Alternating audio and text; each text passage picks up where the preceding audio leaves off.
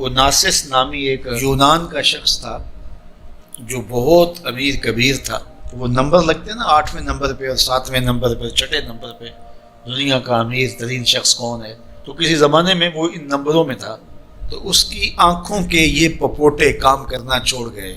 Doctor solution tape لگا کے اس کی آنکھ کھول دیتا تھا, سلوشن ٹیپ لگا کے بند کر دیتا تھا اور وہ سو جاتا تھا. پھر وہ کھولتا اور جو ہے وہ اس کو دیکھنا ملتا.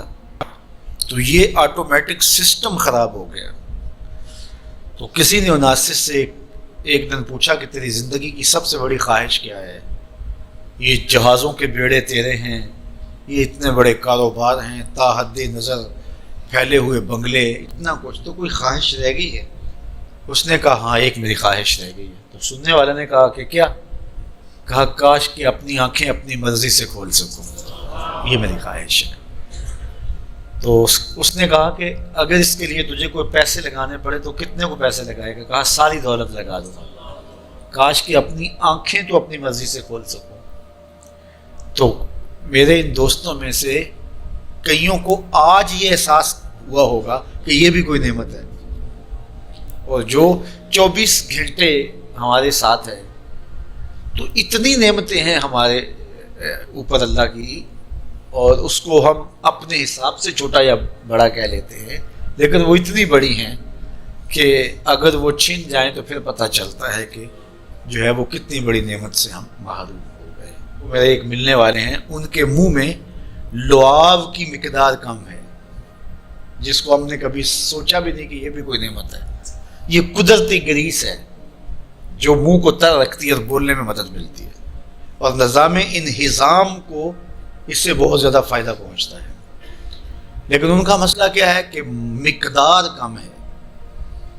تو اب وہ 5-7 منٹ نہیں بول سکتے, بولیں گے تو جو ہے وہ سارا منہ خشک ہو جائے گا. میاں مسئلہ کیا ہے؟ لعاب کم آتا ہے, لعاب کی مقدار تھوڑی ہے. تو کبھی اس کو بھی کسی نے نعمت سمجھا, لیکن یہ کتنی بڑی نعمت ہے.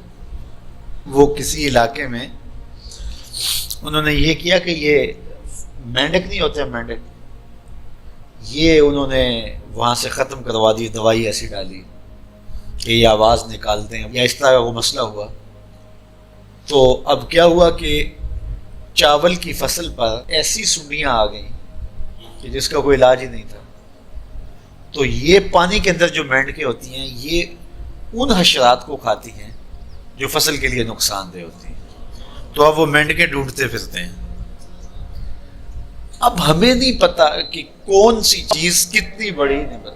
یہ کیچوا ہوتا ہے, کیچوا کبھی آپ نے دیکھا جس کو وہ ہم اپنی پنجابی میں گنڈویا کہتے ہیں.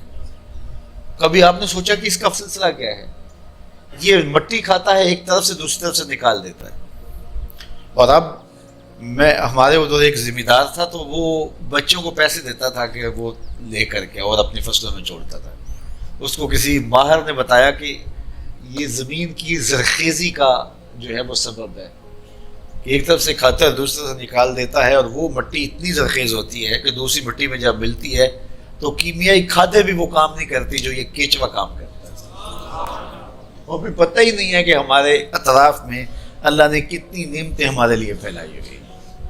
تو اس لیے اس کا ایک نظام ہے. یہ دنیا کچھ نہیں ہے, اللہ کے قبضے میں سب کچھ. تو سب سے بڑی بات یہ ہے کہ اللہ آپ کو خیر کی راہ عطا کر دے. بس بعض کا جو دنیا کی دولتیں دی جاتی ہیں یہ آزمائش ہوتی ہیں, یہ آزمائش ہوتی ہیں.